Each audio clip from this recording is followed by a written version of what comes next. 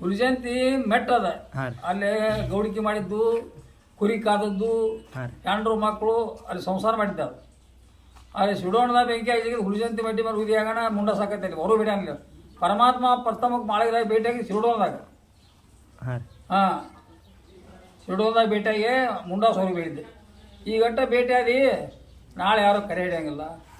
ವರ್ಷಕ್ಕೊಮ್ಮೆ ತಪ್ಪದ ಆಯರ್ ನಾನು ಮುಂಡಾಸ್ ತರ್ಬೇಕಂತ ಅಡ್ಡಿ ಹೊರಗೆ ಬೇಡಿದ್ದೆ ಅಲ್ಲಿ ಎಲ್ಲಿ ಸಿಡೋಣದಾಗ.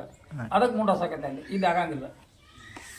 ಮಾಳಿಗರಾಯಿ ಹೊರ ಬೇಡಿದ್ದು ಮಾಳಿಗರ ಭಕ್ತಿ ನೋಡಕ್ಕೆ ಬಂದ ನಾವು ಪರಮಾತ್ಮ ಶಿವನ್ ತಪಸ್ಸೆ ಕೂತಿದ್ರ ಸಿರಿಯಾಣದಾಗ. ಸಿರಿಯಾಣದಾಗ ಏನು ಮಾಡಿದ, ಗುರುವಿಗೆ ಪಾಂಡವರು ಕೊಟ್ಟು ಹೂ ತಂದ, ನಾಗರ ಸಿತಾಳ ತಂದು ಎಣ್ಣೆ ಮಜೂರು ಮಾಡಿ, ಬೆಣ್ಣೆ ಮಜೂರು ಮಾಡಿ, ಸೀಗಿ ಮಾಡಿ, ಸ್ಥಳ ಮಜೂರು ಮಾಡಿ ಎಲ್ಲ ಏರ್ಸಿ ಸಜ್ಜು ಮಾಡಿದ. ಧೂಪಾರ್ತಿ ಹಾಕಿದ, ಸುತ್ತಮುತ್ತ ಬೆಳಗಿದ, ಹೋಗಿ ಗುರುವಿಗೆ ಬೆಳಗಿದ, ಹೊರಗೆ ಸೂರ್ಯ ಚಂದ್ರಗೆ ಬೆಳಗಿದ, ಹೋಗಿ ಇಟ್ಟ, ಹೊರಗೆ ಬಂದ, ನಮಸ್ಕಾರ ಮಾಡಿದ. ಪರಮಾತ್ಮ ಪಾರ್ವತಿ ಹೆಂಗೆ ಬಂದಿದ್ರು, 10 ಜನ ಒಳಗೆ ದನ ನಾರ್ತಿರ್ಬೇಕ ಆ ಟೈಪ್ ಆಗಿ ಅವ್ರು ಭಕ್ತಿ ನೋಡಕ್ಕೆ ಬಂದಿರೋದು.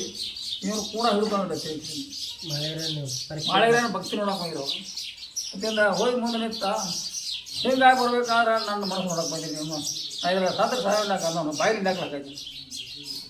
ಬಾಯಿಲೆ ನೆಕ್ಲಾಕೈತಿಲ್ಲ ಪಾರ್ವತಿ ಅಂತ ಪಂಚಮುಖ ತೋರಿಸು. ಅವ ಏನು ಬೇಡ್ತಾನೆ ಬೇಡಿ ಕೊಟ್ಟು ಹೋಗುನು.